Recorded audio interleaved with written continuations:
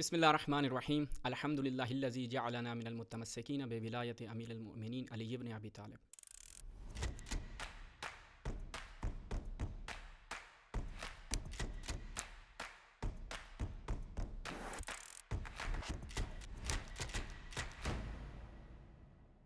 آج کی جو مناسبت ہے وہ پیغام ہے کہ جو رسول گرامی نے عید غدیر پر، مقام غدیر پر ہمارے لیے لازم قرار دیا کہ ہم وہ پیغام اپنی آنے والی نسلوں تک پہنچائیں۔ وہ پیغام کیا تھا؟ رسول گرامی نے خطبہ غدیر میں ارشاد فرمایا کہ اس پیغام کو، پیغام غدیر کو تمام جو اس وقت حاضر ہیں وہ غائبین تک پہنچائیں، اور جو والدین ہیں وہ اپنی اولاد تک پہنچائیں۔ اسی کے پیش نظر آج اس پوڈ کاسٹ کا اہتمام کیا گیا ہے، اور اس پوڈ کاسٹ کے ابتدا میں ایک فرمان ذیشان مولا کائنات امیر المومنین علی بن ابی طالب صلوات اللہ علیہ کا، کہ جو نہج البلاغہ میں حکمت نمبر 45 ہے، جس میں مولا کائنات نے کیا فرمایا؟ لو ضربت خیشوم المؤمن بسیف ھذا علی ان یبغضنی ما ابغضنی۔ مولا کائنات نے ارشاد فرمایا، بہت ہی خوبصورت کلمات ہیں، تمام اپنے ویورز سے گزارش کروں گا کہ ان کے اوپر دقت فرمائیں۔ مولا نے فرمایا کہ اگر میں مومن کی ناک پر تلوار رکھ دوں کہ وہ مجھ سے دشمنی رکھے، مجھ سے بغض رکھے، ان یبغضنی ما ابغضنی، یعنی وہ مجھ سے کبھی بھی بغض نہیں رکھے گا، ولو سببت الدنیا بجماتها علی المنافق علی ان یحبنی ما احبنی، اور اگر منافق کے سامنے اس دنیا کی تمام مال و دولت کو اس کے سامنے رکھ دیا جائے اور کہا جائے کہ تو علی سے محبت کر، وہ کبھی بھی محبت نہیں کرے گا۔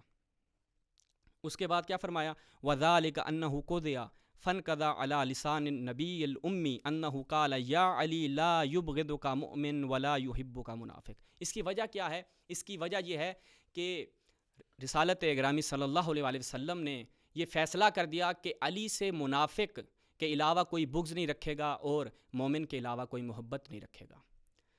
اسی کے ساتھ ہم آج کے موضوع کو پیوست کرتے ہیں۔ جو ہمارا آج کا موضوع ہے وہ یہ ہے کہ جو رسول گرامی صلی اللہ علیہ وسلم نے خطبہ ارشاد فرمایا غدیر کے مقام پر، ہم دیکھتے ہیں کہ اس پیغام کو، اس مقصد کو بعد میں بھلا دیا گیا۔ یعنی جیسے ہی رسول اللہ گرامی صلی اللہ علیہ وسلم کی وفات ہوتی ہے تو لوگوں نے اعراض کر لیا، لوگوں نے روگردانی کر لی، منہ پھیر لیا اس پیغام سے کہ جو رسول گرامی نے دیا تھا۔ اس کے کیا اسباب تھے، اس کی کیا وجوہات تھیں، اسی موضوع پر آج ہماری گفتگو ہوگی۔ ہمارے ساتھ اس پوڈ کاسٹ میں جو ہمارے مہمانان گرامی ہیں، میں ان کا تعارف کرواتا چلوں۔ میری دائیں جانب موجود ہیں قبلہ سید عزادار نقوی صاحب، اور میرے بائیں جانب موجود ہیں قبلہ غلام حسین سہیل عابدی صاحب۔ دونوں اپنے مہمانوں کی خدمت میں السلام علیکم ورحمۃ اللہ اور خوش آمدید کہتا ہوں آج کی اس ٹرانسمیشن میں۔ آج کا جو موضوع ہے اس کے اوپر گفتگو کے لیے سب سے پہلے میں قبلہ کی طرف چلوں گا۔ قبلہ، جو ہمارا آج کا موضوع ہے وہ یہ کہ جو غدیر کا مقصد تھا، ہم دیکھتے ہیں کہ رسول گرامی صلی اللہ علیہ وسلم نے جو مولا کائنات کو بعنوان خلیفہ بلا فصل تعارف کروایا اور لوگوں کو بتایا کہ میرے بعد علی کو اپنا امام ماننا، ہم دیکھتے ہیں کہ ابھی تھوڑا سا عرصہ گزرتا ہے، لوگ اس پیغام سے جو رسول گرامی نے فرمایا تھا اس سے اعراض کر لیتے ہیں، روگردان ہو جاتے ہیں۔ تو اس روگردانی کے پیچھے کون سے اسباب کار فرما تھے؟ اعوذ باللہ من الشیطان الرجیم، بسم اللہ الرحمن الرحیم۔ عید غدیر کے موقع پر آپ کو بھی اور تمام ناظرین کو اور آپ کی بھی خدمت میں مولانا بہت بہت مبارکباد پیش کرتا ہوں۔ وہ جو سوال آپ نے فرمایا ہے، میں تھوڑا اس سوال میں ابہام محسوس کر رہا ہوں، کیونکہ ابھی یہ بہت مبہم ہے۔ جب آپ یہ کہہ رہے ہیں کہ غدیر کو بھلا دیا گیا، تو یقیناً آپ کی توجہ، آپ کے سوال کا جو لوگ ہیں، ان بھلانے والے لوگ، وہ پوری امت ہے، ظاہر سی بات ہے، وہ کچھ لوگ نہیں ہیں۔ کیونکہ اگر سوال یہ ہوگا کہ کچھ لوگوں نے کیوں بھلا دیا، تو یہ سوال بہت چھوٹا ہے، اور سوال تب زیادہ گہرا ہو جاتا ہے کہ جب بات یہاں پر ہے کہ امت نے کیوں بھلا دیا، اور پھر امت نے کیوں بھلایا، تو یہاں پر بہت سے لوگ ہیں، یہاں پر انکار کرنے والے لوگوں میں اور بھلانے والے لوگوں میں، کہ ہر ایک کے پیچھے ایک الگ کہانی ہے، ایک الگ مقصد ہمیں سمجھ میں آتا ہے۔ کیونکہ ایسا نہیں ہے کہ سب لوگوں نے یعنی مولا علی کے سلسلے میں ان کو دشمنی رہی ہو، یا پیغمبر اسلام کے سلسلے میں کوئی دشمنی ہو، ایسا نہیں ہے۔ سب لوگ پیغمبر اسلام کے صحابی ہیں، ان کے اوپر جان نچھاور کرنے والے لوگ ہیں. تو ایسا نہیں ہے کہ وہ ایک دم سے دشمنی کے اوپر تلائے ہوں اہل بیت کے سلسلے میں. جیسا کہ آپ نے حدیث میں بھی فرمایا، بہت اچھی حدیث، کہ مولا علی فرماتے ہیں کہ اگر مومن ہے تو چاہے میں اس کو تلوار سے بھی میں اس کو ایذا بھی پہنچانا چاہوں، حالانکہ مولا علی ایذا نہیں پہنچائیں گے، ایک مثال وہ دے رہے ہیں کہ اگر میں اس کے ساتھ ایسا بھی کروں تو وہ میری محبت سے روگردانی نہیں کرے گا، اور اگر وہ منافق ہے تو وہ مجھ سے محبت نہیں کرے گا. کہنے کا مطلب یہ ہے کہ جب ہم اس سوال کو اس طرح سے مبہم پیش کرتے ہیں تو ایسا محسوس ہوتا ہے کہ جیسے ہم اکثریت کو ہم یہ پیش کرنا چاہ رہے ہیں کہ اکثریت نے بھلا دیا اور اکثریت منافق ہو گئی، جبکہ ایسا نہیں ہے. اس بھلانے کے پیچھے بہت سی باتیں ہیں. یعنی سب سے پہلی بات تو یہی واضح ہونی چاہیے کہ کن لوگوں کی بات ہو رہی کہ کن لوگوں نے بھلایا، اور دوسری بات یہ کہ وہ کیا چیز بھلایا، وہ اصل پیغام غدیر کیا تھا کہ جس کو بھلایا گیا ہے. کیونکہ جب آپ یہ کہیں گے کہ غدیر بھلا دیا گیا تو ایسا تو ہوا نہیں. کبھی بھی واقع غدیر نہیں بھلایا گیا. واقع غدیر سب ہمیشہ نسل در نسل، آپ ان کی کتاب علامہ امینی کی کتاب الغدیر اٹھا کے دیکھیے، انہوں نے جو ہے وہ صحابہ 110 اپنی پہلی جلد میں ہی 110 صحابہ کا نام لیا ہے، کہ جس کے اندر جید صحابہ کرام، ایک طویل فہرست ہے، ابھی میں گنانا چاہوں تو شاید وقت نہیں ہوگا، ایک طویل فہرست ہے صحابہ کی، پھر اس کے بعد تابعین کی، تابعین کی، اور اس کے بعد سلسلہ در سلسلہ محدثین اور علماء کی، ایک بہت طویل فہرست اہل سنت کے علماء کی انہوں نے گنایا ہے کہ جنہوں نے واقع غدیر کو بیان کیا ہے. تو کبھی بھی امت نے واقع غدیر کو نہیں بھلایا ہے. ہاں میں یہ بات ضرور مانوں گا کہ سب سے زیادہ اختلاف غدیر کے ہی سلسلے میں ہوا اور ولایت کے سلسلے میں ہوا، لیکن ہمیں اختلاف کو سمجھنے سے پہلے یہ سمجھنا ہوگا کہ غدیر کے اندر نقطۂ اشتراک کیا ہے. جب ہم نقطۂ اشتراک سمجھ جائیں گے تب بات واضح ہوگی، تنقیح ہوتے ہوئے اس پوائنٹ کے اوپر آئے گی کہ جس کے اوپر اصل اختلاف ہوا ہے. تو سب سے پہلے تو میں اس سوال کے اوپر مجھے اعتراض ہوگا. یعنی آپ کے کہنے کا مقصد یہ ہے کہ جو ہمارا سوال ہے کہ لوگوں نے رسول اللہ کے بعد، لوگوں سے مراد وہی اصحاب ہیں، کیونکہ اگر یہ جو سوال رکھنے کا مقصد تھا، ہم دیکھتے ہیں کہ سوشل میڈیا کے اوپر یہ بہت بڑا اعتراض جو ہے وہ مخالفین کی جانب سے کیا جاتا ہے. ان کے علماء کی طرف سے یہ سوال کیا جاتا ہے کہ بھائی آپ کہتے ہیں کہ غدیر کا مقصد کیا تھا؟ مولا کائنات کی خلافت کا اعلان کرنا. جب آپ کا یہ کہنا ہے تو پھر یہ بتائیں کہ اس قدر صحابہ نے، اور آپ یہ بھی کہتے ہیں کہ یعنی بعض اقوال کے بنا پر، مثلا حجت البالغہ میں لکھا کہ 1.25 لاکھ صحابہ موجود تھے، تذکرۃ الخواص میں سبت ابن جوزی نے لکھا کہ نہیں 124,000 صحابہ موجود تھے. یعنی اگر ہم ایک جمع کریں تو لاکھ کے اوپر تو صحابہ موجود تھے. جب اس قدر صحابہ موجود تھے تو پھر کیسے ممکن ہے کہ وہ لوگ مولا کائنات سے روگردان ہو جائیں؟ یہ اصلا ممکن ہی نہیں. اس کا مطلب کیا ہوا؟ اس کا آگا وہ جو لازمہ دینا چاہتے ہیں، اس کا لازمہ وہ کہتے ہیں یہ بنتا ہے کہ پس غدیر پہ مولا کائنات کی خلافت اور امامت کا اعلان ہی نہیں ہوا تھا. اور یہ کہتے ہیں ہمارا مطلب یہی ہے. تو سوال ہمارا کچھ یوں تھا، اور میں چاہوں گا کہ قبلہ آپ کو بھی اس سوال پہ کوئی اعتراض ہے؟ یہ سوال بالکل درست ہے، اور جو آغا نے بیان کیا اس کے اوپر آپ کیا بیان کرنا چاہیں گے؟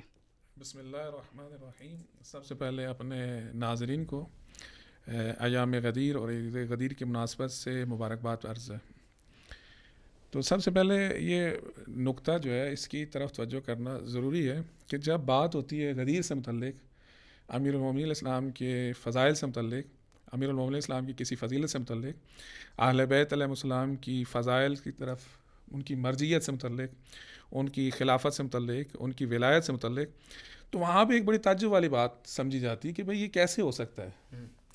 آپ قرآن مجید میں گزشتہ انبیاء کی تاریخ کو دیکھیں تو وہاں پہ آپ کو ان انبیاء کے جو ماننے والے ہیں، ان کے ساتھ انصار ہیں، ان کے ساتھ جو اصحاب ہیں، ان کے ساتھ جو عائلہ اور رشتہ دار ہیں، ان کے اندر آپ کو یہ چیزیں بہت آرام سے ملیں گی. آپ کو انبیاء کی مخالفت کرنے والے ان کے اصحاب بھی ملیں گے. قرآن کے اندر واضح احادیث، واضح آیات موجود ہیں. آپ کو ان انبیاء کی زوجات میں سے بھی ایسے کردار ملیں گے کہ جنہوں نے اپنے نبی کے ساتھ اپنے شوہر کے ساتھ جو ہے وہ خلاف ورزی کی، اور قرآن نے لفظ خلافت وہاں پہ واضح لفظ خیانت استعمال کی ہے. اولاد کی طرف دیں کہ وہاں پہ حضرت یوسف علیہ السلام کی اولاد کا قصہ موجود ہے اور پوری ایک سورہ موجود ہے. حضرت یوسف علیہ السلام، حضرت یعقوب، معذرت خواہ ہوں، حضرت یعقوب علیہ السلام کی اولاد جو ہے اس میں ایک بہت بڑی تعداد ہے کہ جنہوں نے اپنے بھائی کے ساتھ حسد کیا، مخالفت کی، دشمنی کی، حتیٰ کہ ہلاکت پر پہنچ گئے. وہ تو اللہ تعالیٰ کی حکمت تھی، وہ بچ گئے. اسی طرح حضرت نوح علیہ السلام کا بیٹا جو ہے وہ آج ضرب المثل ہے اس کی تو بات جو ہے، تو وہاں پہ کبھی بھی یہ چیز تعجب والی بات نہیں گنی جاتی. حضرت نوح کا جب بات آتی ہے تو وہاں کوئی نہیں کہتا کہ ایسے نہیں ہو سکتا. کوئی بھی حضرت نوح یا حضرت لوط کی زوجہ سے متعلق نہیں کہتا کہ ایسی نہیں ہو سکتا بھائی کہ نبی کی زوجہ ایسے ہو سکتی ہے. اسی طرح جو ہے اصحاب سے متعلق بات ہے. حضرت موسیٰ علیہ السلام کے جانے کے بعد جب وہ گئے، انہوں نے اپنی امت سے غیبت، کچھ دن کی غیبت 30 دن تھے، اور قرآن نے کہا کہ ہم 10 کا اضافہ کر لیا. تو جب واپس آئے تو دیکھا کہ یہ تو ساری کی ساری کچھ معدود افراد ہیں حضرت ہارون کے ساتھ ہیں، باقی پوری جو امت ہے وہ گوسالہ پرست ہو چکی ہے. اب یہ تمام چیزیں ان اصحاب سے متعلق، ان کی زوجات سے متعلق، انبیاء کی، ان کی اولاد سے متعلق، اب وہاں پہ کوئی تعجب نہیں ہوتا. تعجب ہوتا ہے کہ جب بات آتی ہے پیغمبر اسلام کے اصحاب سے متعلق، ان کی زوجات سے متعلق اور ان کے ساتھ رہنے والے افراد سے متعلق، تو اب بڑی تعجب والی بات ہوتی ہے کہ، اور بڑا تعجب لگتا ہے کہ یہ کیسے ہو سکتا ہے. تو اس کی وجہ یہ ہے کہ وہ جو گزشتہ انبیاء تھے ان کی زوجات سے متعلق، ان کے اصحاب سے متعلق، ان کے اولاد سے متعلق اتنا مقام اور مرتبہ جو ہے وہ نہیں بتایا گیا اور نہیں وہ بڑھایا گیا. لہٰذا وہ کسی قسم کی تعجب والی بات نہیں ہوتی، وہ بالکل معمول کے مطابق ہاں یہ ایسے تو ہو سکتا ہے، حضرت یعقوب کی اولاد نے ایسے کیا، حضرت نوح کے بیٹے نے ایسے کیا. لیکن کیونکہ پیغمبر صلی اللہ علیہ وسلم کی بات جو ہے ان کے اصحاب سے متعلق اور ان کی زوجات سے متعلق ایک خاص مقام بنایا گیا، خاص فضائل تراشے گئے ان سے متعلق، ان کی فضائل، مناقب، فضیلتیں. اور ہمارے ذہنوں میں طول تاریخ کے اندر یہ بات بٹھائی گئی کہ اصحاب پیغمبر جو تھے وہ بہت زیادہ وفادار تھے، بہت زیادہ نبی کے اوپر جان چھڑکنے والے تھے. جہاں پہ نبی کا پسینہ گرتا تھا اس کے اوپر جو اپنا خون چھڑکاتے تھے، اپنا خون قربان کرتے تھے. اسی طرح زوجات جو ہیں ان سے متعلق بھی. جبکہ قرآن کے اندر آپ آ کے دیکھیں تو وہاں پہ بات بالکل برعکس ہے، بلکہ گزشتہ انبیاء سے زیادہ جو ہے وہ ہمارے نبی صلی اللہ علیہ وسلم کے اصحاب سے متعلق اور ان کی زوجات سے متعلق بات لکھی ہے. آپ زوجہ حضرت نوح اور زوجہ حضرت لوط سے متعلق دیکھیں تو 1 یا 2 آیتیں آتی ہیں، جبکہ تنبیہ سے متعلق جو ہے زوجہ پیغمبر کی بعض زوجات سے متعلق متعدد آیات ہیں جن میں انہیں تنبیہ کی گئی سخت ترین الفاظ میں. اصحاب سے متعلق آپ دیکھیں کچھ آیات ہیں کہ جو ایک خاص گروہ سے متعلق اور کچھ افراد سے متعلق جو ہیں وہ تعریف اور تمجید پر ہیں. اب ان کی مذمت سے متعلق دیکھیں، سورہ انفال کو آپ دیکھیں، سورہ توبہ کو دیکھیں، سورہ مائدہ کو دیکھیں، سورہ آل عمران کو دیکھیں. سورہ مائدہ جو ہے آخری سورہ تھی جب پیغمبر صلی اللہ علیہ وسلم جو ہے اس دنیا سے رخصت ہوئے ہیں تو وہ ان کے اوپر نازل ہوئی ہے. تو اس میں آپ دیکھیں کہ آخری زمانے میں پیغمبر صلی اللہ علیہ وسلم کے اصحاب کی کیا حالت تھی. تو جب آپ قرآنی نقطہ نظر سے ان چیزوں کو ملاحظہ کریں گے تو اب آپ کو تعجب نہیں نظر آئے گا.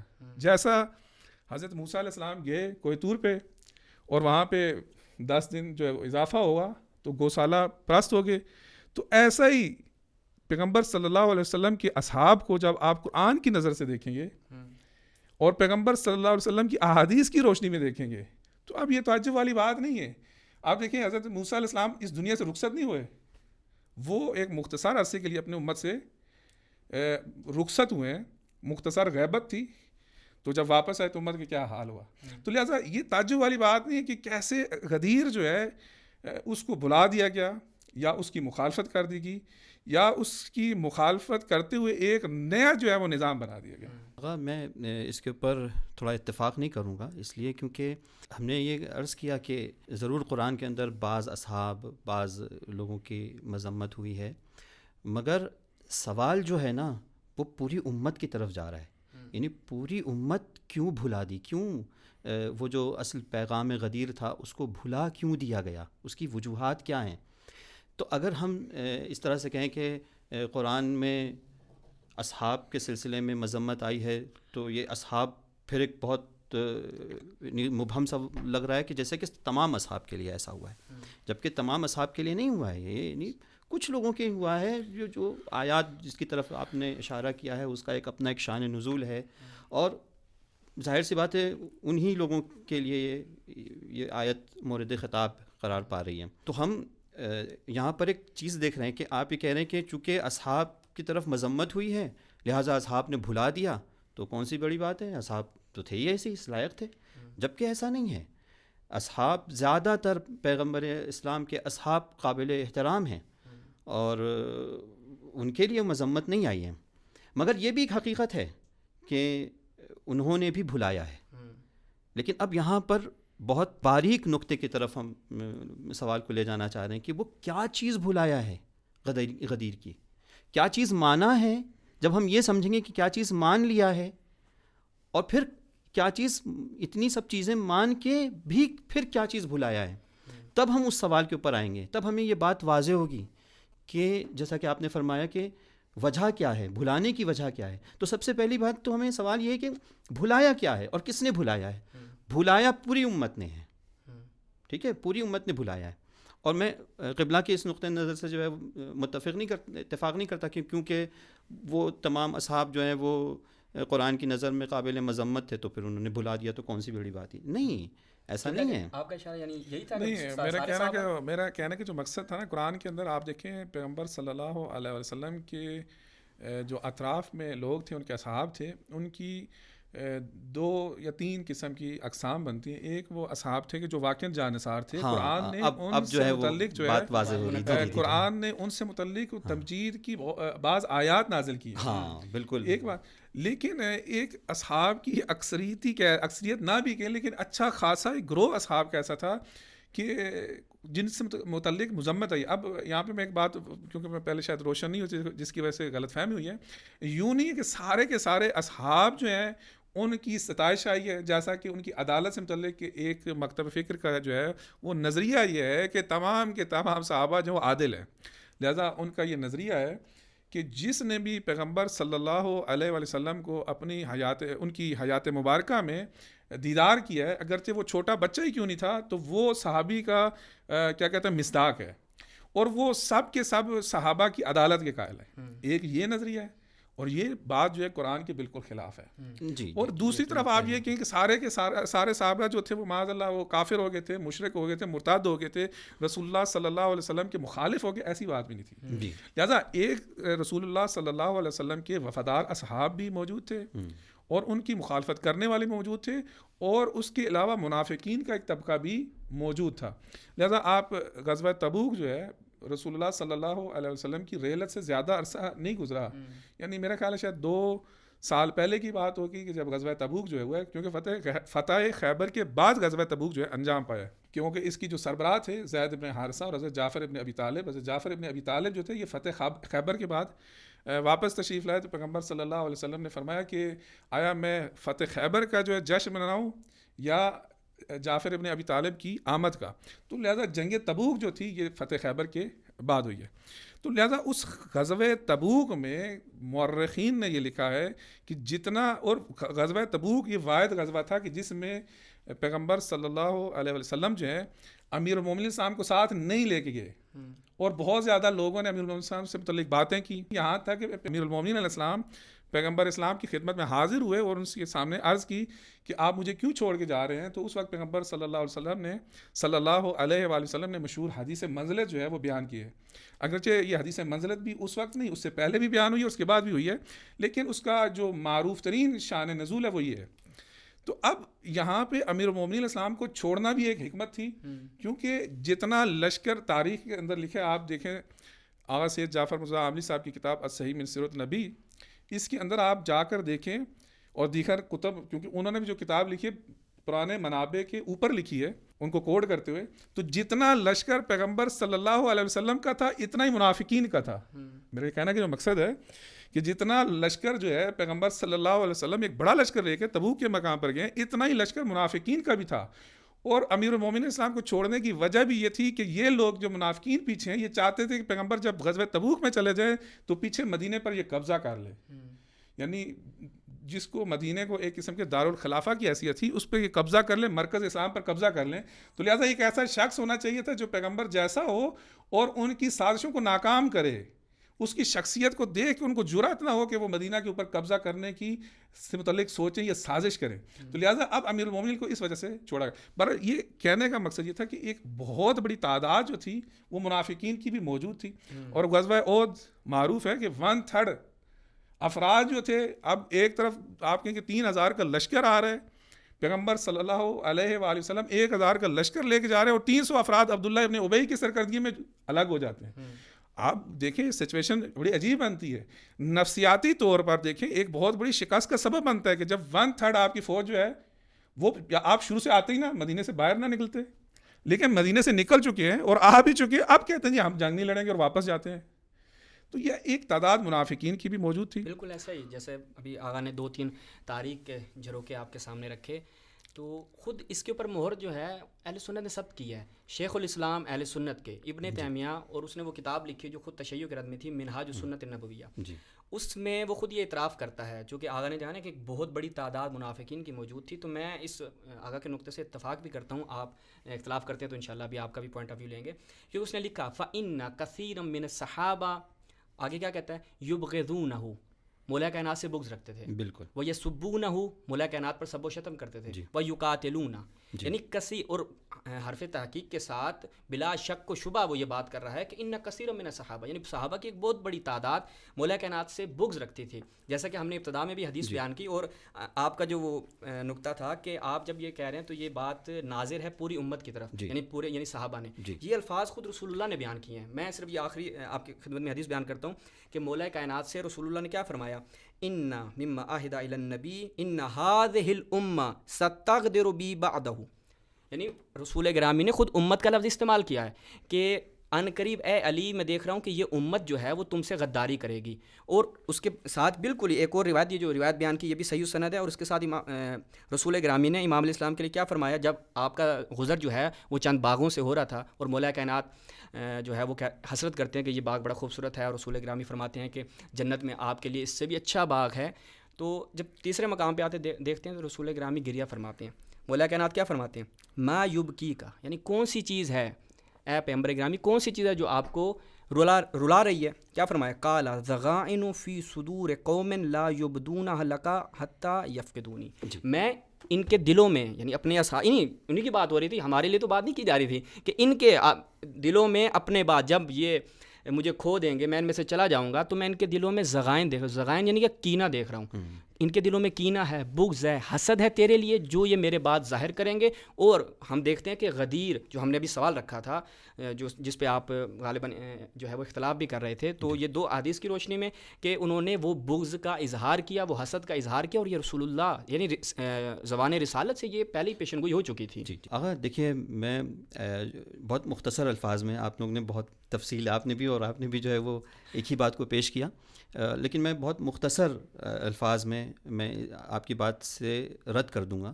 اور وہ یہ کہ جیسا کہ خود آغا نے بھی فرمایا کہ غزوہ تبوک میں وہاں پر 1/3 منافق سامنے آئے. غزوہ احد میں اور غزوہ تبوک میں اتنے ہی برابر تھے. جی، تو یہ جو ہے آپ یہ کہہ رہے ہیں 1/3، یعنی یہ کہ 2/3 نہیں ہے، 2/3 اس کے مقابلے میں اکثریت ہے.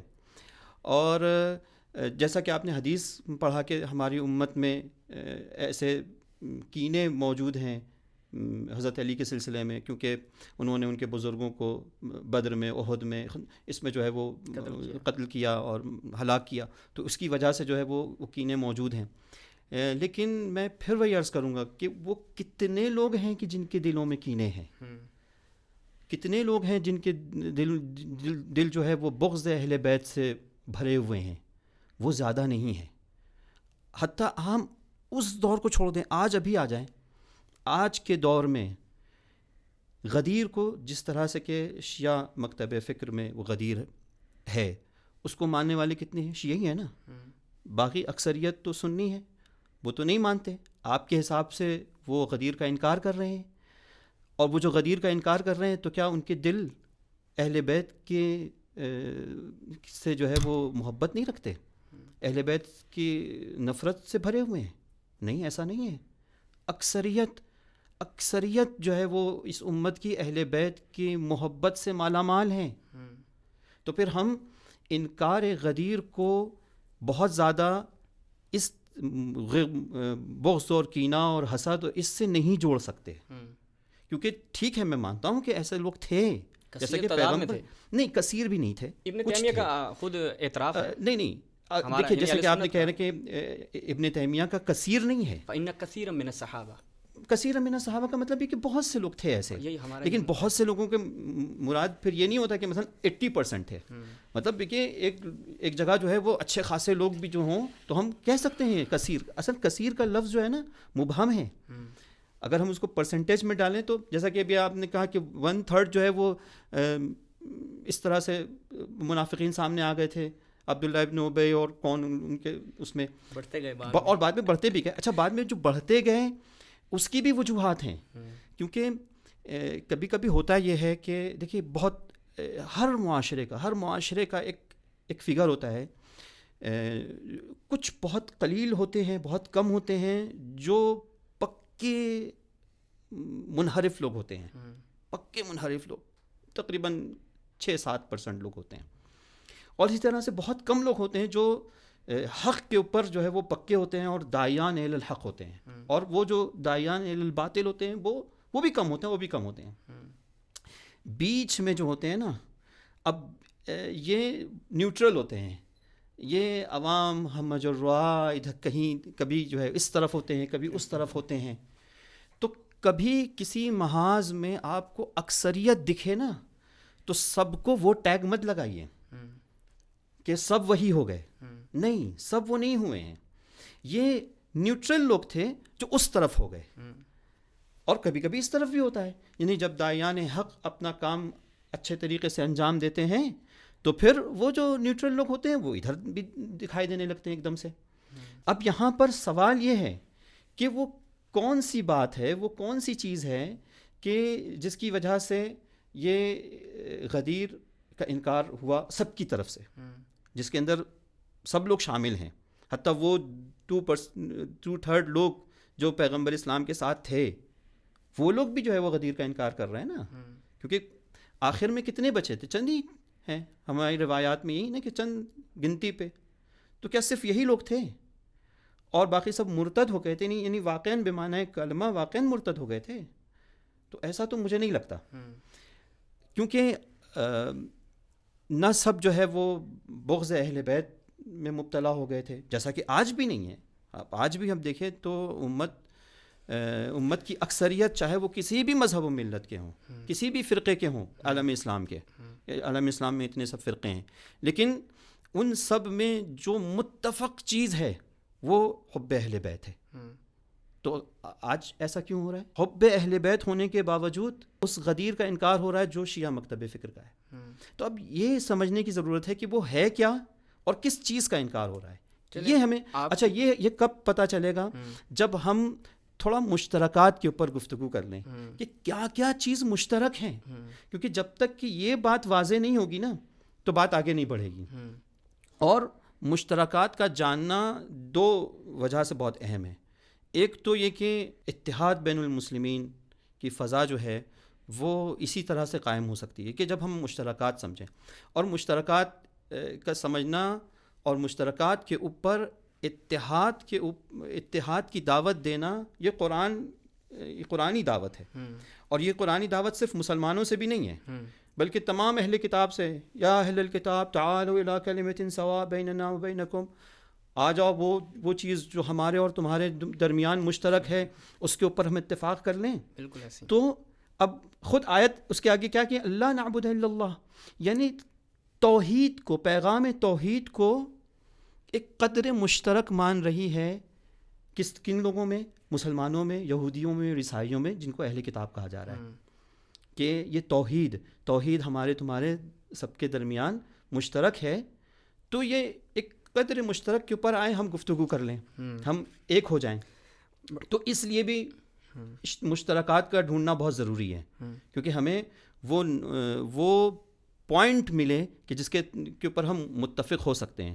بہت سی چیزیں ہمارے یہاں اندر اشتراک پائے جاتے ہیں. یقیناً ولایت کے سلسلے میں اور امامت کے سلسلے میں اختلاف ہے، مگر اس اختلاف میں بھی بہت سے مشترکات پائے جاتے ہیں. صحیح ہو گیا. اور اس مشترکات کو سمجھنے سے دو فائدہ ہے. ایک فائدہ تو یہ کہ ہمیں وہ اتحاد کے پوائنٹس ملیں گے، اور دوسرا یہ کہ ہمیں اپنے اختلاف بھی صحیح سے سمجھ میں آئیں گے، منقع ہوں گے. ٹھیک ہو گیا قبلہ. اگر ہم یہ نہ کریں نا تو سب بند بستے میں مبہم، اور پتہ بھی نہیں چلے گا کہ انکار کس چیز کا ہو رہا ہے. صحیح ہو. جبکہ ہم وہ سمجھ رہے ہیں کہ میں مثال کے طور پر جس طرح سے گفتگو ہو رہی ہے، ایک عام آدمی یہ سمجھے گا کہ جو غدیر کو نہیں مان رہا ہے وہ اہل بیت کی دشمنی میں مبتلا ہے، اس لیے غدیر کو نہیں مان رہا ہے. جبکہ ایسا بالکل نہیں ہے، ایسا بالکل نہیں ہے.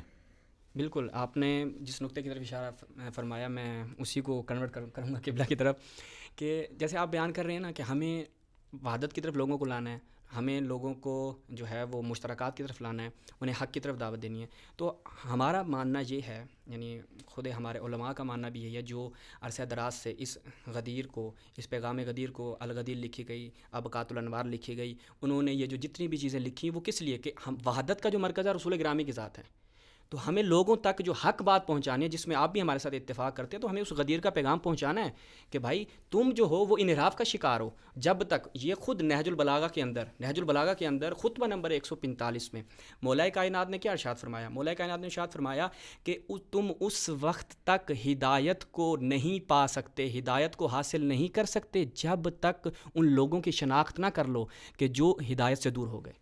تو ہمیں یہ ہمارے اوپر لازم ہے، اور ہمارے علماء کی بھی سیرت رہی ہے کہ انہوں نے جہاں پر غدیر کے پیغام کو لوگوں تک پہنچایا کہ دیکھو رسول اللہ نے غدیر کے مقام پر مولا کائنات کی خلافت کا اعلان کیا، اور دوسری جانب مولا کائنات کے فرمان کے مطابق ایسے افراد کی شناخت بھی کروائی اور ایسے افراد کا لوگوں کو تعارف کروایا کہ جنہوں نے غدیر سے اعراض کیا، جنہوں نے اس راستہ حق سے انحراف کیا. اور یہ واقعہ وحدت کا، اگر وحدت کو دیکھا جائے تو وحدت کیا ہے جو آپ کہہ رہے ہیں کلمت حق؟ کلمت حق کیا؟ جو رسول اللہ بیان کر دے، رسول اللہ نے جو بیان کیا اس کو ہم نے دیکھنا ہے، اور اس سے جو دلالتاً جو اس کی چیز جو اس سے واضح ہوتی ہے وہ ہمیں لوگوں تک پہنچانا ہے، اور یہی وحدت ہے. اور ہمارا اس پروگرام کا مقصد بھی یہی ہے کہ ہم ایسے مستضعفین کہ جن لوگوں تک حق روشن نہیں ہے، اور ہم کبھی نہیں کہتے، جتنے بھی اہل سنت ہمارے اس وقت بھی ہمارے ویورز ہیں، ہم نہیں کہتے کہ وہ اہل بیت سے محبت کرتے ہیں لیکن وہ غدیر میں امامت مراد نہیں لیتے تو وہ بغض اہل بیت میں مبتلا ہیں یا وہ انحراف کا شکار ہیں. نہیں، وہ مغالطے کا شکار ہیں. اور ہمارے اوپر اور علماء کے اوپر، آپ بزرگان کے اوپر یہ لازم ہے کہ اس پیغام غدیر کو ان تک پہنچائیں تاکہ وہ حق کی طرف آئیں. تو اسی کو میں اسی بات کو قبلہ کی طرف لے کے جاتا ہوں کہ یہ جو مطلب کہا آغا نے بات کی وحدت، ہمیں غدیر کے مشترکات کو دیکھنا ہے اور ان جو اختلافات ہیں ان کو بھی دیکھنا ہے کہ وہ کس انداز سے پیش کیے جا رہے ہیں. اس کے اوپر آپ کیا بیان کریں گے؟ برادر محترم آقا عابدی صاحب ایک فاضل شخصیت ہے. برادر محترم نے جیسا کہ ایک زاویے کو کھولا ہے، میں پہلے اپنی اس بات کو عرض کروں کہ جب کہا جاتا ہے کہ صحابہ سے متعلق، تو یہاں قطعاً میں نے پہلے بھی عرض کیا کہ مراد نہیں ہے کہ سارے کے سارے صحابہ جو مرتد ہیں یا دشمن اہل بیت ہیں یا بغض اہل بیت رکھتے ہیں. بالکل ایسا نہیں ہے، یہ ایسی مراد نہیں تھی میری بھی، بلکہ میری مراد یہ تھی کہ جیسا کہ گزشتہ انبیاء کے اصحاب جو ہیں، جیسا کہ بہت واضح مثال بار بار جو میں وہ حضرت ہارون کی دے رہا ہوں، حضرت موسیٰ علیہ السلام کی دے رہا ہوں. تو کہنے کا اب یوں نہیں ہوا تھا کہ حضرت ہارون علیہ السلام سے جب لوگ منحرف ہوئے سوائے کچھ افراد کے، تو اس کے بعد حضرت موسیٰ علیہ السلام جب واپس آئے تو انہوں نے تمام امت کو تحقیق کر دیا. جی، سامری کو انہوں نے اس کا علاج کیا، بچھڑے کا بھی علاج کیا، وہ سارا ہوا. لیکن یوں نہیں تھا کہ انہوں نے کہا کہ سب کی سب امت کو کھڑا کرو اور سب کو جا کے ان کو نا طے کر دو. ایسے نہیں ہوا تھا، بلکہ کہا کہ ایسا کیوں ہوا. پھر لوگوں نے اپنا عذر اور بہانہ بیان کیا اور وہ لوگ واپس پلٹ آئے. جی، تو میرے کہنے کا مقصد یہ ہے کہ یہ انحراف ہونا یہ کوئی تعجب والی بات نہیں ہے. یہ میں نے عرض کیا نا کہ یہ جو ایک ذہنوں میں بات بیٹھ چکی ہے ایک امت کے کافی بڑے طبقے کے اندر کہ صحابہ سے اشتباہ نہیں ہو سکتا. میرے کہنے کا جو مقصد تھا وہ یہ تھا کہ صحابہ سے اشتباہ ہوتا بھی تھا اور ہوا بھی ہے، اور غدیر کے مسئلے بھی ہوا، لہذا تعجب نہیں ہے اس بات پہ. جی، بات اس کو یہ نہیں ہے، واضح کر دیں اگر قبلہ، میں کیونکہ ابھی قبلہ کے بعد میں مجھے خود لگ رہا ہے ابہام ہے تھوڑا سا. ہاں قبلہ میں چاہوں گا اس کو مزید کھول دیں، کیونکہ سوال جس تناظر میں ہم لے کر آئے ہیں اور جو ہم نے ابھی آگے نے بھی بڑی مفصل گفتگو کی، اعتراض کہاں پہ کیا جاتا ہے؟ اعتراض جب اس مقام پہ کیا جاتا ہے کہ یہ جو غدیر سے انحراف ہوا، اس کا مطلب ہے کہ غدیر میں وہ امامت اعلان ہی نہیں ہوا تھا. تو آپ نے بیان کیا کہ اصحاب جو دیگر انبیاء تھے ان کے اصحاب میں بھی وہ منحرف ہوئے، وہ قومیں بھی منحرف ہوئیں. تو اس سے خلاف یعنی نبوت حضرت موسیٰ یا حضرت ہارون وہ زیر سوال جاتی ہے، وہ مشکوک ہو جاتی ہے، کیونکہ یہاں سے تو غدیر کو مشکوک کیا جا رہا ہے. تو اس کے بارے میں کہتا ہوں بیان کرتا ہوں. بس وہاں پہ حضرت موسیٰ کی نبوت اور حضرت ہارون کی نبوت مشکوک نہیں ہوتی، بس یہاں پہ بھی نہیں ہوتی. یعنی یہاں پہ بھی نہیں ہوگی. ہاں، لہٰذا آپ انکار صحابہ جو ہے انکار نہ کہیں، یا جیسا بھی آپ یہاں پہ جو تعبیر کریں، صحابہ کی ایک کافی ساری کثرت جو ہے رحلت پیغمبر صلی اللہ علیہ وسلم کے بعد اس غدیر جو اتنا بڑا تاریخ انبیاء کے اندر، تاریخ انسانیت کے اندر، تاریخ بشریت کے اندر ایسا نہیں ہوا آج تک. جی آپ دیکھیں اتنا بڑا اجتماع کسی نبی نے برپا نہیں کیا. نہ صرف نبی، کسی حد تک کہ آپ دیکھیں کسی دنیاوی بادشاہ نے بھی جو نا وہ اس طرح کا کام نہیں کیا اپنے جانشینی سے متعلق، اپنے بعد آنے والے سے متعلق. یہ تاریخ کا واحد جو ہے یہ ایک اجتماع ہے جو پیغمبر صلی اللہ علیہ وسلم نے انجام دیا، اور وہ کس طریقے سے انجام دیا وہ ایک الگ بات ہے. یہ پیغمبر صلی اللہ علیہ وسلم اس طریقے سے انجام دیا، اور تقریباً آپ یہ کہیں کہ 18 ذی الحج کا یہ واقعہ ہے رسول اللہ صلی اللہ علیہ وسلم کی رحلت سے پہلے، اور 28 صفر کو ہمارے نزدیک اور 12 ربیع الاول کو اہل سنت کے نزدیک پیغمبر صلی اللہ علیہ وسلم کی رحلت ہو جاتی. ایک مختصر سا عرصہ ہے، یہ کوئی آدھا سال بھی نہیں ہے، بلکہ میرے خیال میں یہ محرم صفر 2 مہینے اور 12 دن ادھر کر لیں، 12 دن ادھر، یعنی آپ کے 3.25 ماہ، یعنی 3.25 ماہ اتنے بڑے اجتماع کو، جس کو اتنے خاص طریقے سے انجام دیا گیا ہے، اور پیغمبر نے اتنی زیادہ تاکید کی کہ جو حاضرین ہیں وہ غائبین تک پہنچائیں، باپ بیٹے کو پہنچائے، اور یہ نسلاً در نسل منتقل کریں. اور اس آیت غدیر کا ایک وجوب جو ہے آج ہمارے اوپر بھی، وہ یہ ہے کہ پیغمبر نے یہ وظیفہ شرعی اور وجوب عینی قرار دیا ہے کہ آج میں اپنے بیٹے کو قضیہ غدیر جو ہے، ماجرہ غدیر جو ہے، حدیث غدیر جو ہے، یہ اپنے بیٹے کو بٹھا کے، اپنی فیملی کو بٹھا کے، اجتماع کے علاوہ خود اپنی فیملی کو بتاؤں، کیونکہ میرے اوپر یہ ایسے ہی واجب ہے جیسے نماز روزہ واجب ہے. اتنا مہم کام، اور اس کو 3.25 ماہ کے عرصے کے بعد اچانک کیا ہوا کہ امیر المومنین علیہ السلام جو ہیں وہ موجود ہیں، اور 3 4 5 افراد جو ابتدائی افراد جو ہیں وہ موجود ہیں، اور امیر المومنین السلام کے جو اپنے خاندان کے افراد موجود ہیں، اور اس کے بعد وہ ثقیفہ جو ہے وہ پیش آیا. تو اس کا مطلب ہے کہ آپ انکار نہ کریں، بلائیں، جو بھی آپ غفلت کہہ لیں.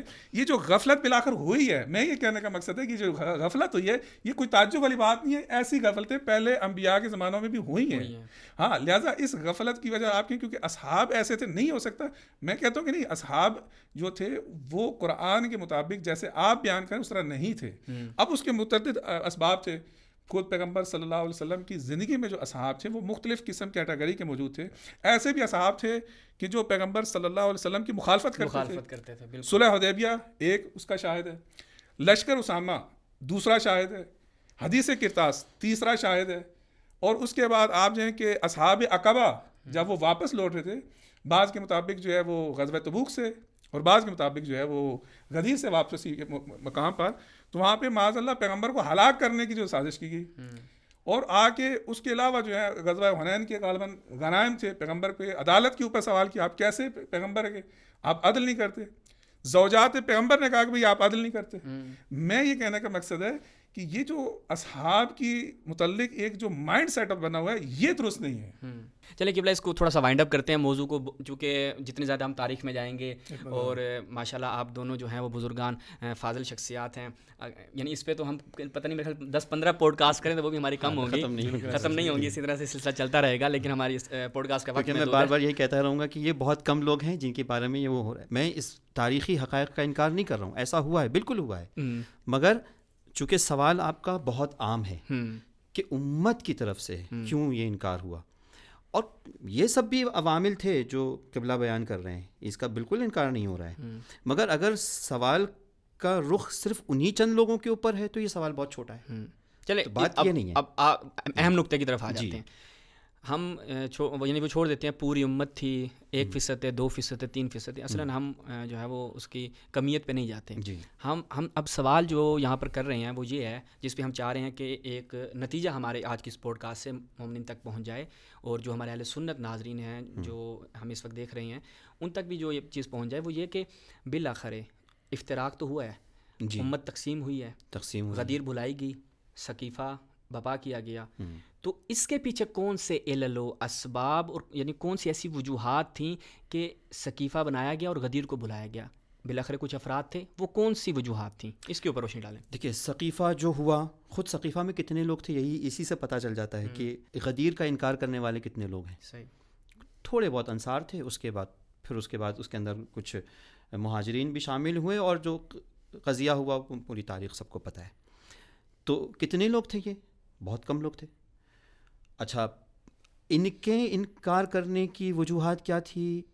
وہ میرے خیال سے قبلہ نے بیان کر دیا کہ وہ تمام چیزیں ہیں جو ان کے اندر اور حسد پایا جاتا تھا، اور حب ریاست پائی جاتی تھی، حضرت علی سے کینہ تھا.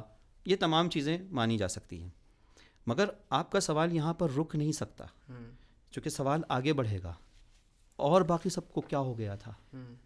سب تو ثقیفہ پہ نہیں بیٹھے تھے. غدیر کا مجمع دیکھیے اور ثقیفہ کا مجمع دیکھیے، باقی سبوں کو کیا ہو گیا تھا. تو ہمیں جو ہے نا بات وہاں تک جانی ہوگی، تب بات سمجھ میں آئے گی. کیونکہ اگر ہم آج کی امت کو دیکھ لیں تو آج کی امت میں ہمیں وہ اس طرح کی کوئی چیز نہیں ملتی.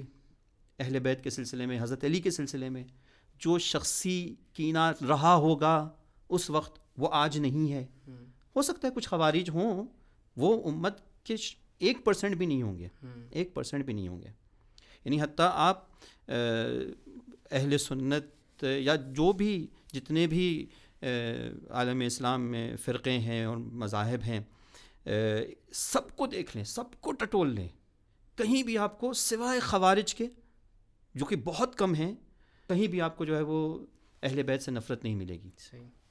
تو اب سوال یہاں پر اس لیے گہرا ہو جاتا ہے کہ نفرت نہ ہونے کے باوجود وہ محقق نہیں ہوا، اور وہ کیا ہے اور وہ کیوں ہے، یہی سوال ہے. آپ نے بھی بہت اچھی بات اپنے بیچ میں کہی تھی کہ اس کے اندر ایک شبہات پیدا ہو گئے ہیں. ان شبہات کو ہمیں سمجھنا ہے اور اس کی تنقیح کرنی ہے.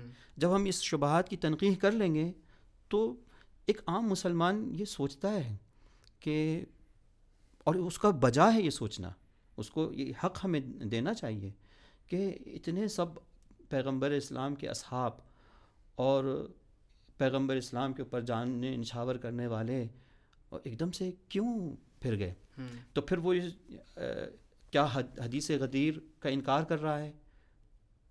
ہم اگر اس سے کہیں کہ حدیث غدیر کا انکار کر رہا ہے وہ، تو کہے گا نہیں، میں تو حدیث غدیر کو مانتا ہوں، اس کے اندر یہ بھی مانتا ہوں کہ رسول اللہ نے یہ کہا ہے من کنت مولا فعلی مولا، میں اس کو بھی مانتا ہوں. یہ دیکھیں میں مشترکات کی بات کہہ رہا ہوں. ایک عام مسلمان، میں اس کو بھی مانتا ہوں. ہاں، یہ اختلاف ہو سکتا ہے کہ کچھ لوگ جو ہیں وہ اس کے معنی کچھ لیں اور کچھ لوگ اس کے معنی کچھ اور لیں، لیکن دونوں صورت میں، مثال کے طور پر اگر میں یہاں پر اس کے معنی صرف یہ لے رہا ہوں کہ یہاں پر پیغمبر اسلام نے یہ کہا ہے کہ حضرت علی سے دوستی رکھو، تو میں تو پیغمبر اسلام کی بات کو مان رہا ہوں. صحیح نا؟ صحیح. تو دوستی بھی تو نہیں رکھے گی نا، مسئلہ بھی یہی ہے. کیا؟ یعنی دوست، یہ پھر ہمارا ایک الگ موضوع بن جائے گا، اور ہم اس میں ایک اور زاویے سے وارد ہوں گے کہ جو اگر ہم اس سے دوستی مراد بھی لے لیں تو کیا مولا کائنات سے اس دوستی کے تقاضوں کو بھی پورا کیا گیا یا نہیں کیا گیا؟ ہم آج کی بات تو نہیں کر رہے نا، ہم تو اسی زمانے کی بات کر رہے ہیں. پھر وہ ایک الگ بات ہو جائے گی، اس لیے میں کہہ رہا ہوں کہ اس طرف دوستی کا بھی تقاضے پورے نہیں کیے گئے. مسئلہ یہ ہے کہ وہ ایک الگ بات ہو جائے گی، کیونکہ ہم تو اس نقطے پہ لانا چاہ رہے ہیں کہ غدیر میں جو پیغام تھا وہ دوستی نہیں تھا، ہے نا. ہم تو اس نقطے پہ لانا چاہ رہے ہیں، اور اگر آپ اسی کو موضوع بنا لیں گے تو پھر بات کہیں اور چلی جائے گی. نہیں، آپ اس کو ابھی رہنے دیجیے. دوستی کو مان لینا کافی ہے اگر مشترکات کو آپ مطلب ابھی، کیونکہ میں چاہ رہا ہوں کہ جو بات نہیں نکلی، پورے نہیں ہوئے تو وہ نہیں، ابھی تک بات نہیں نکلی اس بات. یعنی آپ نے کہا کہ مشترکات یہ ہیں کہ وہ بھی حدیث غدیر کو مان رہا ہے، ہم بھی حدیث غدیر کو مان رہے ہیں، تو یہی مشترکات پہ رک جانا چاہیے یا نہیں؟ اس کو آگے بیان کرنا ہمارے اوپر فرض ہے. اصل وہی ہے نا کہ آپ بیان فرمائیں کہ وہ کون سے علل و اسباب ہیں. اتحاد کا مطلب یہ نہیں ہے، ہرگز یہ نہیں ہے کہ ہم اختلافات کے اوپر جو ہے وہ چپ ساتھ دیں, بات ہی نہ کریں. چونکہ اگر وہ جو ہم بات نہیں کریں گے نا تو پھر اس کا مطلب یہ ہے کہ ہم حقیقی اتحاد پہ نہیں آئے ہیں. یعنی ہم جو ہے وہ دل میں دشمنی دبائے ہوئے ہیں اور ایک سیاسی اتحاد کی بنا پر چلو ابھی تو ایک بڑا دشمن ہے, ابھی ہم 200 لیتے بعد میں نپٹ لیں گے. نہیں, یہ نہیں ہے. اتحاد جو ہے وہ ایک اخلاقی قدر ہے. اتحاد وہ ہے جو جس طرح سے ہم نے یعنی اسلام کی روح جو ہے نا وہ نفرتیں نہیں ہیں حتیٰ کسی کے ساتھ بھی. خود قرآن جو ہے وہ دعوت اتحاد یہودیوں کے ساتھ بھی دے رہا ہے. قل یا اہل الکتاب میں تو یہودی بھی شامل ہے نا, اور وہ یہودی جو ہم سے بہت زیادہ دشمنی رکھتے ہیں, خود قرآن کہہ رہا ہے کہ سب سے زیادہ دشمنی رکھنے والے یہودی ہیں.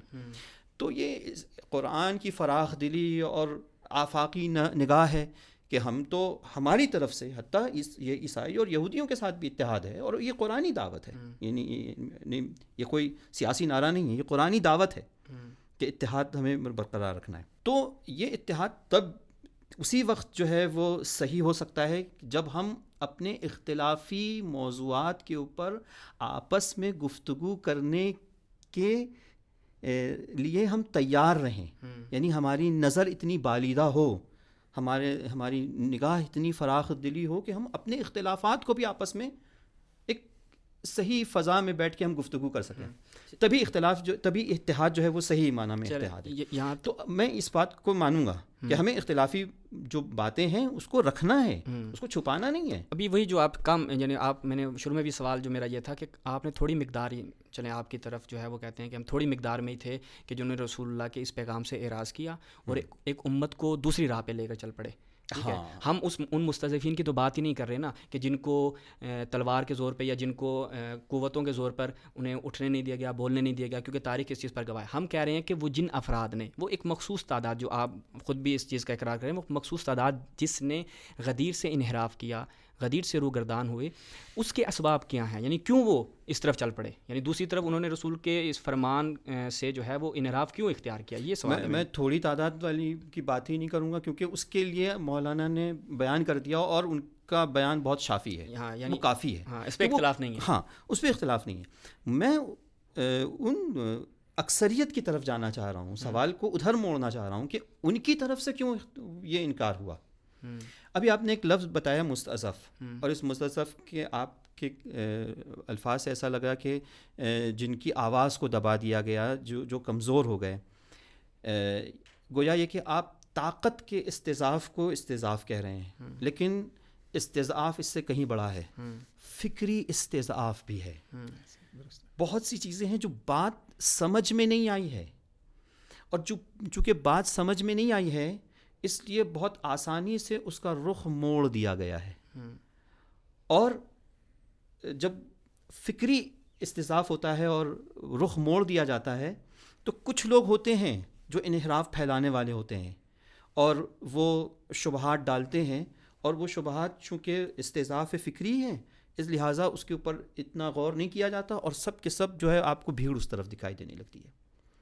تو اب آپ کہیں گے اس طرف بھیڑ ہو گئی, سب منحرف ہو گئے, جبکہ منحرف کچھ لوگ تھے, دعوت دینے والے کچھ لوگ تھے, اور اتنی بڑی جو بھیڑ وہاں جا رہی ہے وہ اس استضعاف کی وجہ سے جا رہی ہے, استضعاف فکری.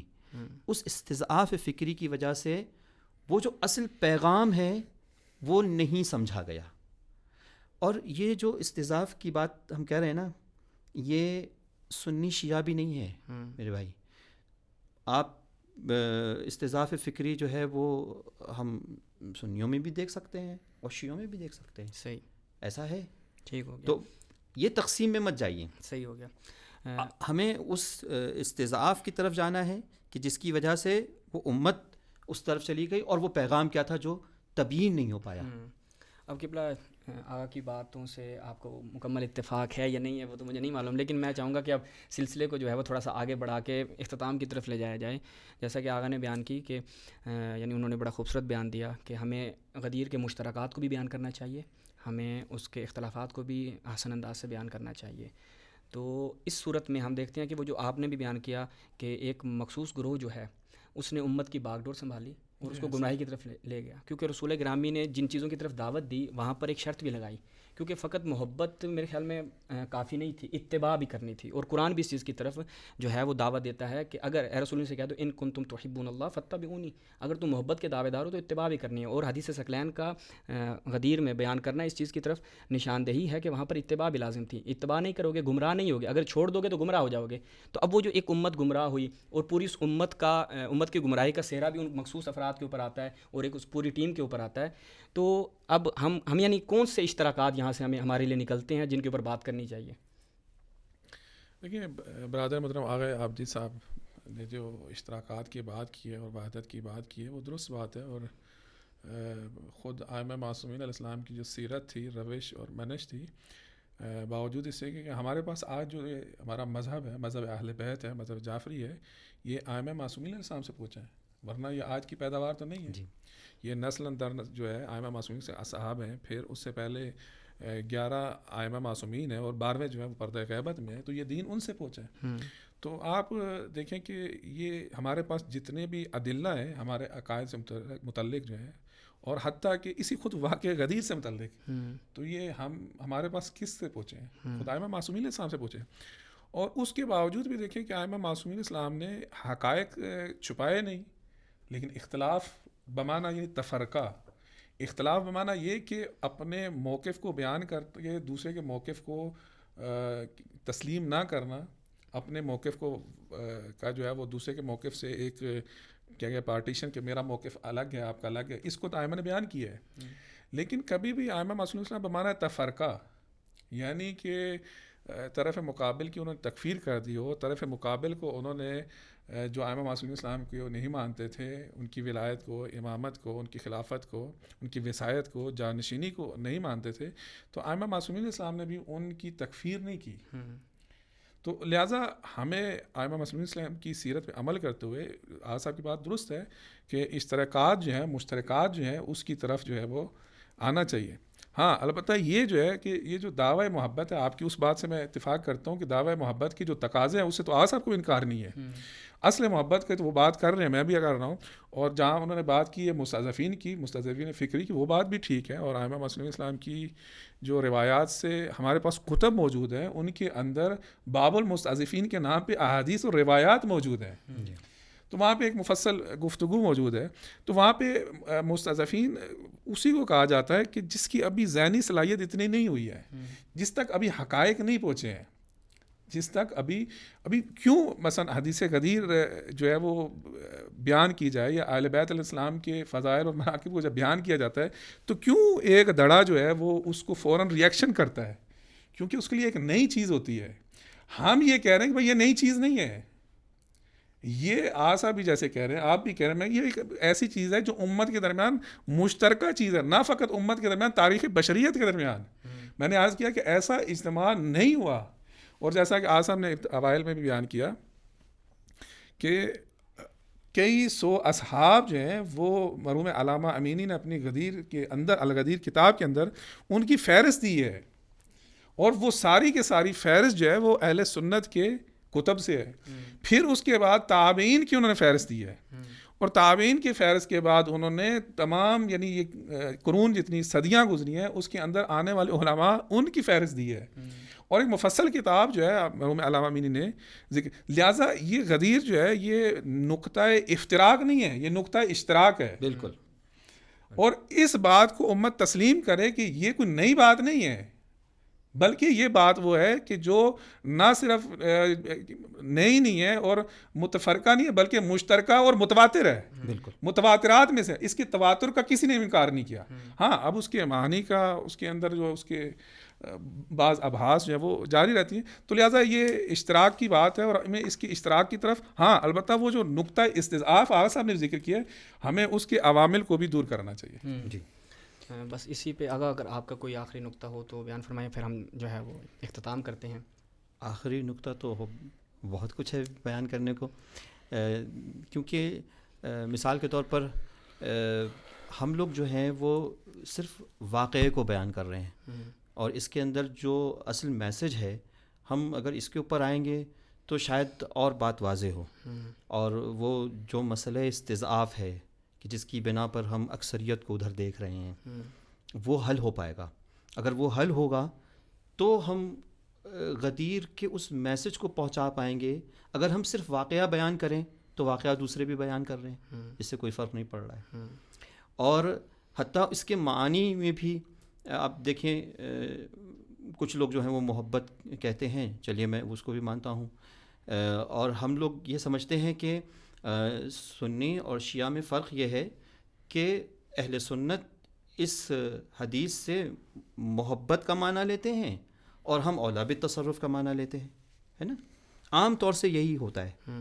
لیکن آقا ایک بڑی فہرست ہے علماء اہل سنت کی بھی جو اسی حدیث غدیر سے اولا بالتصرف کا معنی لیتے ہیں. صحیح. اب مجھے بتائیے کہ جب میں قبلہ سے سوال کروں گا کہ اگر ہم یہی فرق لوگوں کے سامنے بیان کریں کہ اہل سنت اور شیعہ کا فرق یہ ہے کہ اہل سنت محبت کے معنی لیتے ہیں اس حدیث غدیر سے، غدیر کو مانتے ہوئے، اصل واقعے کو مانتے ہوئے، اور شیعہ جو ہے وہ اولا بالتصرف کا معنی لیتے ہیں. اگر یہی فرق ہم نے اپنے عوام کو بتایا تو پھر جو اتنی لمبی فہرست ہے علماء اہل سنت کی، ایک لمبی فہرست ہے کہ جس میں بڑے بڑے نام ہیں، امام غزالی ہیں، ابو حامد محمد غزالی ہیں، اور سبت ابن جوزی ہیں، اور کون کون سے ہیں، تو وہ اولا بالتصرف مانتے ہوئے بھی وہ اہل سنت ہیں. تو اب دیکھیں سوال جو ہے نا اپنے ایک حساس اور دقیق موڑ کے اوپر آ رہا ہے کہ پھر وہ اس کے باوجود کیوں، کیا اس کے آگے ہے کچھ پیغام غدیر یا یہی تھا؟ اگر یہی تھا تو پھر وہ بھی شیعہ ڈکلیئر کر دیجیے. چلیں، اگر آپ کا اس کے اوپر کوئی نقطہ ہے تو بیان فرمائیں، بننا جو ہے اس کو تھوڑا کلوز کرتے ہیں کیونکہ گفتگو بہت زیادہ طولانی ہو گئی، اور عموماً جو ہے وہ پوڈ کاسٹ جو ہماری ہوتی ہے وہ اس سے پہلے اختتام کو پہنچ جاتی ہے. تو اگر ہے کوئی نقطہ تو قبلہ بیان فرمائیں، وائلہ اختتام کرتے ہیں.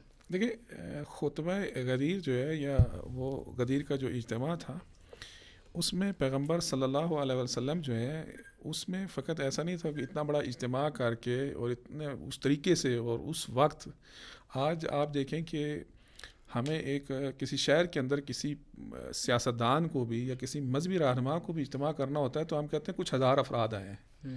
آج جب کہ آپ دیکھیں کہ ہمارے برصغیر کی آبادی جو ہے وہ پاکستان، بنگلہ دیش اور انڈیا کی آبادی جو ہے وہ تقریباً میرا خیال ہے شاید 2 ارب کے نزدیک پہنچ چکی ہے فقط، اور پوری دنیا کی آبادی شاید 8 ارب ہو چکی ہے. آج جب دنیا کی آبادی 8 ارب ہے تو آج بھی چند ہزار کا کچھ مجمع لگتا ہے تو پوری دنیا جو ہے اس کو اس سے متعلق خبر دیتی ہے. تو اس زمانے میں جب اتنی آبادی نہیں تھی، خود مدینہ کے اندر اتنی بڑی آبادی نہیں تھی، جزیرۃ العرب کے اندر اتنی آبادی نہیں تھی، وہاں اس زمانے میں 1 لاکھ افراد سے زیادہ کو اکٹھا کرنا ایک بہت بڑا کام تھا. تو لہٰذا وہاں پہ جو غدیر کے مقام پہ پیغمبر صلی اللہ علیہ وسلم نے اتنا بڑا اجتماع کر کے صرف یہ نہیں تھا کہ ایک جملہ بولا کہ من کنت مولا فہذا علی مولا، بلکہ اس سے متعلق ایک طولانی خطبہ موجود ہے. اور اس طولانی خطبہ میں فقط یہ نہیں تھا کہ امیر المومنین علیہ السلام سے متعلق جو اعلان ہوا ہے کہ من کنت مولا فہذا علی مولا، امیر المومنین علیہ السلام سے فضائل سے متعلق احادیث دیگر جو ہیں جو پیغمبر نے پہلے بھی بیان کی تھی پھر یہاں پہ بیان کی ہے. قرآن کے اندر وہ آیات کے جو امیر المومنین علیہ السلام سے متعلق نازل ہوئی ہیں وہ بھی یہاں پر بیان کی ہیں، اور یہاں تک کہ انہوں نے امیر المومنین علیہ السلام کے علاوہ اپنے دیگر جانشینوں کی تعداد کا نام بھی بتا دیا، اور وہاں پہ جو ہے انہوں نے امیر المومنین کے بعد امام حسن اور امام حسین علیہ السلام کا ذکر بھی کیا ہے، اور جہاں تک میری یادداشت کام کرتی ہے وہاں پہ امام مہدی کا ذکر بھی کیا ہے.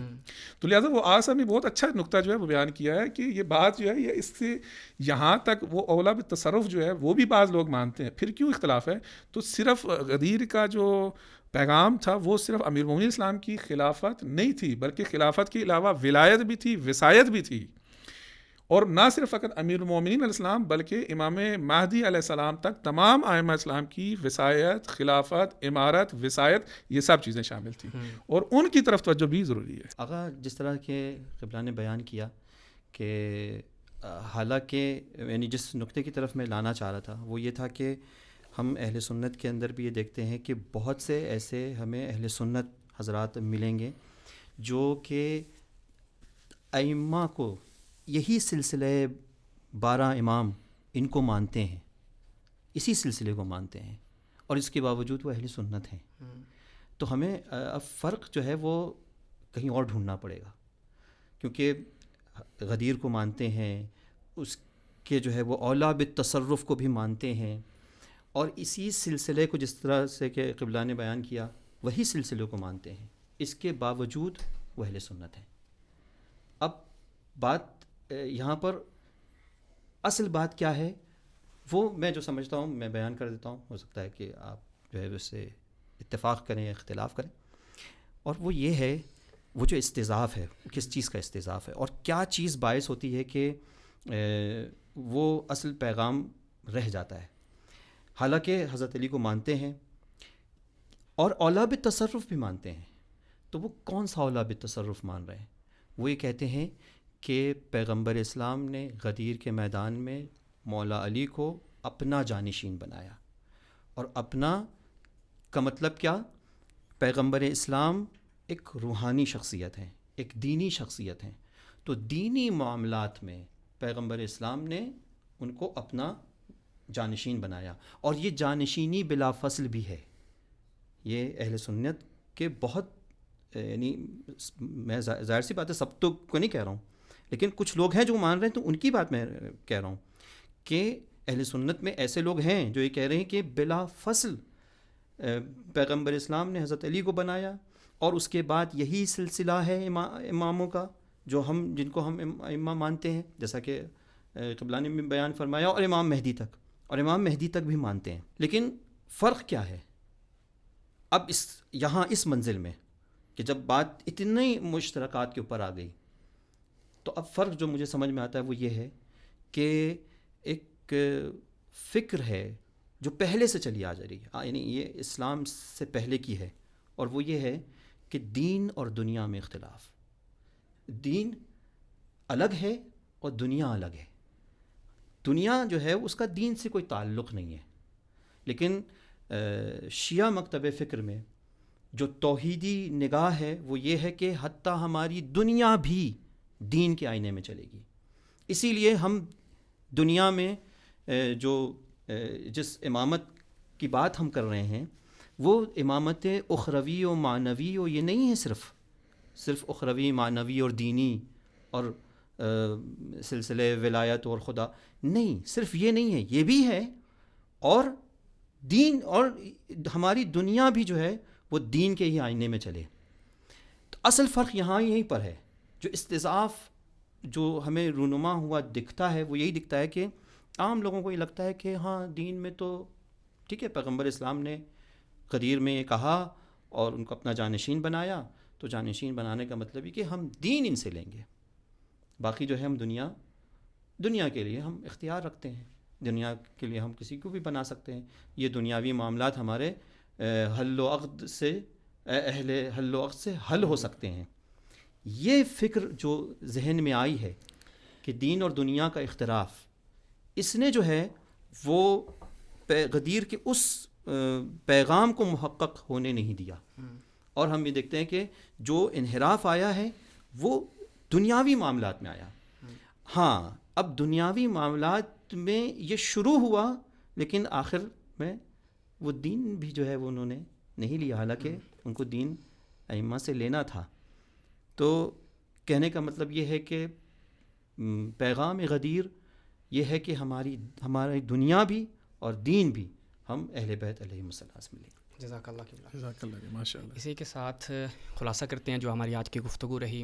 میں اس وقت اپنے تمام برادران اہل سنت کو مخاطب ہوں کہ تھوڑا سا فکر کریں کہ حدیث غدیر کو جو رسول اللہ نے بیان فرمایا، آپ نے ہماری آج کی اس نشست کو ملاحظہ کیا، اس میں جو علل اور اسباب بیان کیے گئے کہ جس میں وہ روایات شاہد ہیں کہ مولا کائنات سے ایک کثیر تعداد صحابہ کی بغض رکھتی تھی، جس کا اعتراف خود علماء اہل سنت نے کیا. تو یہاں سے یہ چیز معلوم ہوتی ہے کہ عداوت شخصی بھی موجود تھی، جو سبب بنی کہ لوگوں نے غدیر سے منہ پھیر لیا، لوگوں نے غدیر کا انکار کر دیا.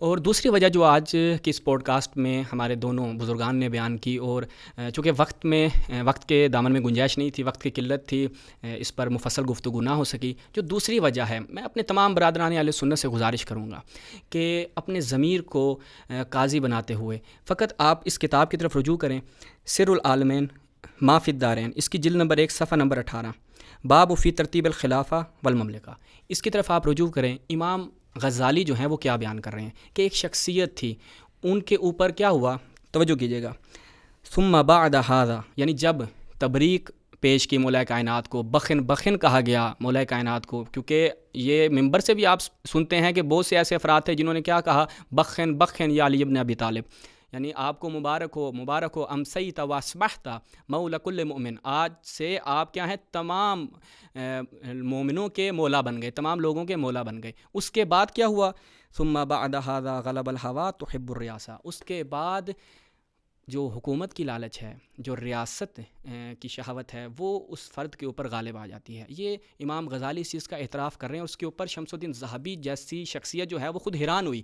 اور میں کہوں گا اس کی طرف بھی آپ اگر رجوع کرنا چاہیں، وہ کہتے ہیں وما ادری ما عذرہ فی ھذا والظاہر انہ رجع عنہ.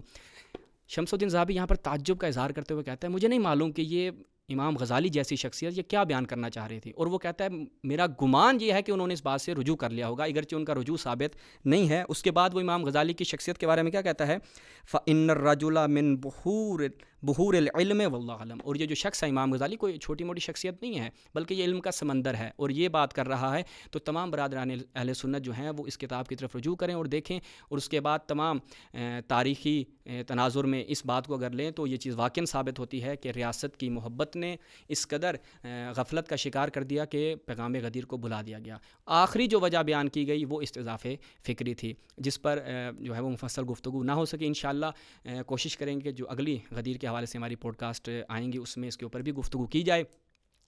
اس کے ساتھ دونوں بزرگان کی خدمت سے بھی رخصت چاہیں گے اور تمام ناظرین سے بھی اجازت چاہیں گے. والسلام علیکم ورحمۃ اللہ.